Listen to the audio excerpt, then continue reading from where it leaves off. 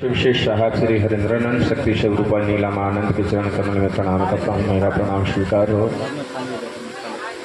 इस चर्चा स्थल पर उपस्थित जहाँ तक मेरी आवाज़ जा रही है, हर एक शिव शिष्य परिवार को चरण स्पर्श मेरा प्रणाम स्वीकार हो।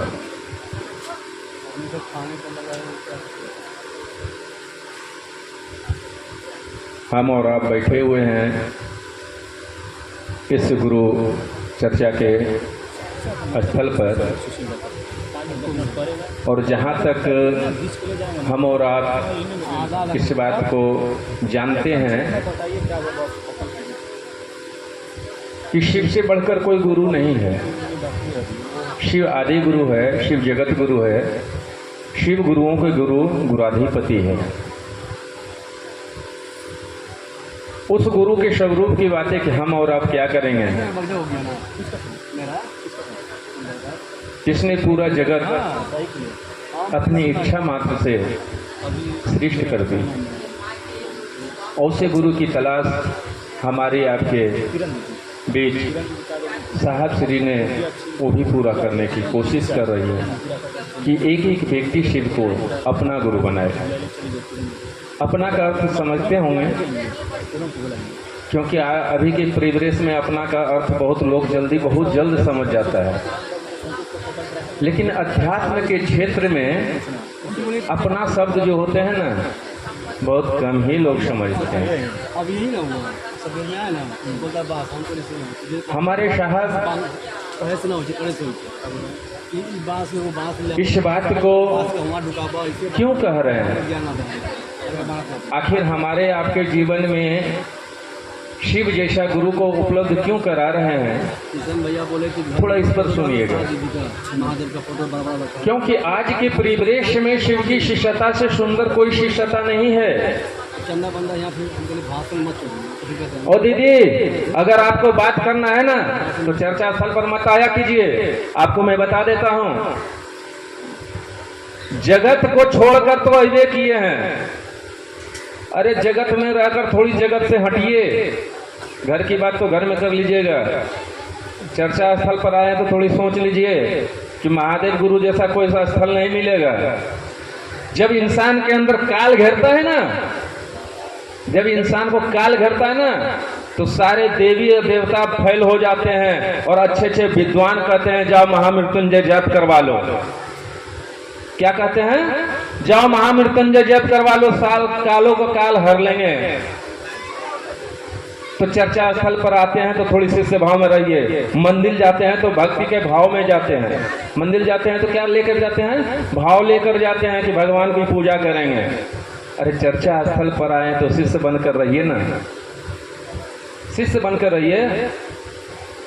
जगत की बातें तो दुनिया करेंगे। इसलिए हमारे साहब कहते हैं हमारी माता बहन जो होते हैं गप करने में मास्टर है, तो गप करिए ना अपने गुरु महादेव का, उसके लिए गप नहीं होगा।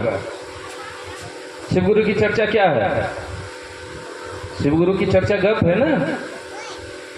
तो शिव गुरु की चर्चा गप है तो गप कैसा गप? उस गुरु से जो प्राप्त किए हैं उसकी गप कीजिए ना दीदी। लेकिन हम लोग फिर वही स्थिति में आ जाते हैं, जगत और भौतिक की स्थिति में। दुख की चर्चा कीजिएगा दुख बढ़ेगा, सुख की चर्चा करिएगा सुख बढ़ेगा, और अध्यात्म की चर्चा कीजिएगा तो आपका लौकिक और परलौकिक दोनों सुधर जाएगा।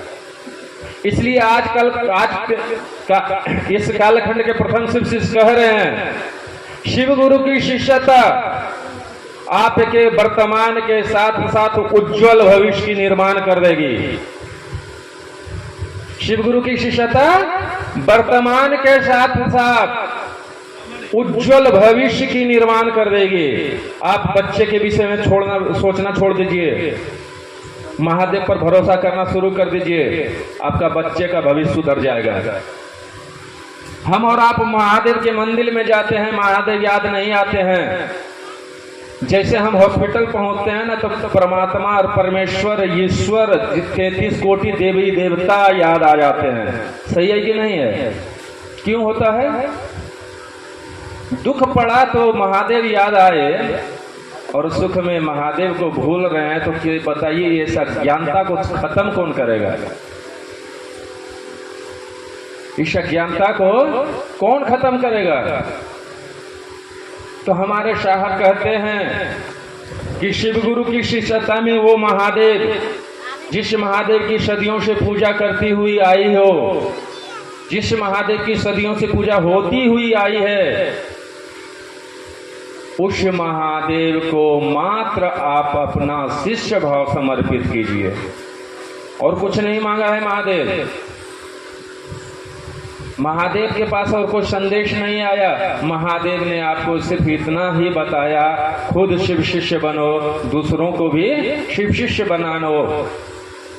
तो अब ये बताइए, आप लोग बैठे हुए हैं, 3 सूत्र के माध्यम से हमारे आपके जीवन में जो परिवर्तन हुआ है, परिवर्तन हुआ है ना कि नहीं हुआ है? कुछ तो हुआ है। महादेव की दया किसको किसको मिला है? थोड़ा हाथ उठाइए तो। सबको महादेव की दया मिली है, लेकिन समझ में नहीं आई है। हकीकत है, शिव गुरु की दया सबको मिली है, जिसने जिसने कहा, जिसने जिसने शिष्य भाव समर्पित किया, लेकिन समझ में नहीं आई। हमारे साहब भी कहते हैं, जिस दिन समझ में आ जाएगा ना बबुआ, कि बैलून को छोड़ दोगे, क्योंकि अभी हम लोग बैलून और ये जगत के आकर्षण में ही उलझे हुए हैं।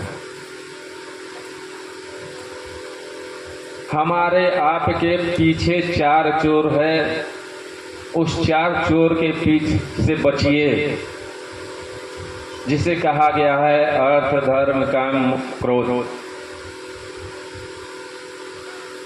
तो हमारा आपका शिष्यता में व्यवहार, शिष्यानुभूति आप लोग पढ़े होंगे, जानते होंगे कि शिव गुरु की शिष्यता एक ऐसी किताब हमारे साहब लिखे, शिष्यानुभूति। उसका मूल्य क्या लिखे हैं जानते हैं? आपका शिव शिष्य हो जाना, आपका शिव शिष्य हो जाना, उस किताब का मूल्य है। और बहुत आदमी को ये प्राप्त भी नहीं हुआ है कि शिव गुरु की शिष्यता में शिष्यानुभूति क्या है। एक शिष्य की अनुभूति है, जैसे जैसे हमारे साहब के साथ अनुभव किए। साहब ने क्या किए थे? साहब ने सिर्फ विचार किए थे कि गुरु भगवान होते हैं, ये भगवान गुरु क्यों नहीं हो सकते हैं। मात्र विचार किए थे, सोचे। सोचते हुए वो अपने पत्नी से कहती है कि जानती हो नीलम, मैं आज से महादेव को गुरु माना हूँ, और वो महादेव अगर कुछ बताएगा तभी हम अब कोई काम करेंगे, अन्यथा नहीं करेंगे, नहीं करेंगे। अब साहब सोच में पड़े गए कि महादेव को तो गुरु मान लिए, और गुरु मान लिए हैं तो गुरु मंत्र कौन देगा? महादेव तो शरीर में है नहीं, तो गुरु मंत्र देगा कौन? आप हम साहब श्री की जीवनी को जानते होंगे। हाजीपुर यानी मुजफ्फरपुर और तुर्की, हाजीपुर के बीच में एक तुर्की स्थान पड़ता है। वहाँ पे अपने पिताजी के क्वार्टर के पास बगीचे में, इस तरह जैसे बगीचा है ना, इसी तरह बगीचा था। वहाँ कुर्सी लगा के बैठे हुए थे एक आम वृक्ष के नीचे। यहाँ भी आम वृक्ष है बहुत, और हम लोग भी बैठे हैं। हो सकता है कि भाई देखिएगा, सांसों के द्वारा माध्यम से नमः शिवाय आ जाए। सांसों के माध्यम से, वायु गति से नमः आई, सांसों पर चढ़ा और शिवाय छूटते चला गया। और हमारे मालिक साहब श्री चौके और कहे कि रे रे एक रेत खोजत रहने रे। और नमः शिवाय जब मंत्र मिल गया तो नमः शिवाय मंत्र को समझने में हमारे साहब को कितने दिन बीत गए। तब हमारे साहब को इस बात को समझ में आया कि पंचाक्षरी जो मंत्र है ये 5 तत्व को शुद्ध कर सकती है। इतनी पावर है उस मंत्र में, इतनी पावर है। इसलिए हमें और आपको कहते हैं साहब कि कम से कम एक माला अपने महादेव को प्रणाम करने की कोशिश कीजिए, फिर देखिए आपके जीवन में लौकिक घटना कैसे गायब हो जाती है। जो हम आप दुख का रोना रोते हैं ना, सुख का रोना रोने लगिएगा, महादेव की बात करने लगिएगा, कहने लगिएगा कि सचमुच में जब से मैं शिव को गुरु बनाया हूँ, हमारे जीवन में सोने पे सुहागा हो रहा है, हमारा जीवन सुंदर हो रहा है। लेकिन हम और आप वो नमः शिवाय भी करना भूल जाते हैं। इसलिए इस कालखंड के प्रथम शिवश्रेष्ठ साहब के द्वारा आया हुआ ये संदेश हम और आप कदम से कदम मिलाकर चलेंगे, एक एक व्यक्ति को शिव शिष्य बनाने की कोशिश करेंगे, ताकि हमारा आपका मन शिष्य बने, हमारा आपका मन फिर भारी हो महादेव, ताकि हमारा आपका मन सचमुच में शिव का शिष्य बन जाए, हमारे आचरण में उतर जाए। हमारे जीवन में तो अनेक घटनाएं हुई, लेकिन कभी कभी सोचते हैं हे महादेव अगर आप नहीं होते तो क्या होता। एक बार हम ऐसे सोच रहे थे कि काश ये सूत्र जो है पहले क्यों नहीं मिला, काश ये सूत्र पहले क्यों नहीं मिला कि मैं अपने महादेव को गुरु मानता। जानते हैं दीदी, कहते हैं कि दुख जो है तो इंसान की जो दुख होता है ना, वो बहुत बड़ी इच्छा है, यानी आपके पास इच्छा जितना है उतना बड़ा दुख है। इच्छा खत्म हो जाएगा, दुख स्वतः खत्म हो जाएगा। इसी वाणी के साथ आप सबों को पुनः प्रणाम।